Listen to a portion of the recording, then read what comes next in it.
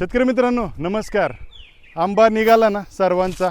बऱ्याच शेतकऱ्यांची नाराजी आहे कारण ह्या वर्षी आंबा लेट झाला आणि त्यांना उत्पन्न व्यवस्थित मिळून सुद्धा चांगला नफा मिळाला नाही कारण भाव भेटला नाही. तर मित्रांनो मी विशाल रासकर कृषी संजीवनी आपल्या यूट्यूब इंस्टा फेसबुक पेजवरती आपल्याला व्यावसायिक आंबा शेतीवरती मार्गदर्शन करत असतो.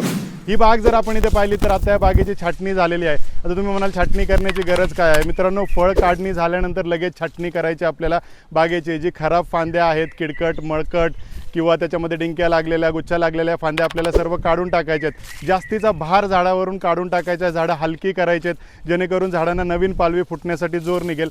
आता छाटणी केल्यानंतर आपण खताचे डोस द्यायचे. फवारणी घेतल्यानंतर आपल्याला जी नवीन पालवी आता निघणार आहे त्या पालवीलाच आपल्याला पुढे जाऊन ऑक्टोबर नोव्हेंबरमध्ये मोहर निघायला सुरुवात होणार आहे आणि तरच आपल्याला एप्रिलमध्ये त्यापासून उत्पन्न मिळणार आहे. मित्रांनो आत्तापासून जर आपण नियोजन केलं तरच आपल्याला लवकर फ्रुटिंग मिळतं किंवा फळं मिळतात आणि त्यापासून आपल्याला नफासुद्धा चांगला मिळतो.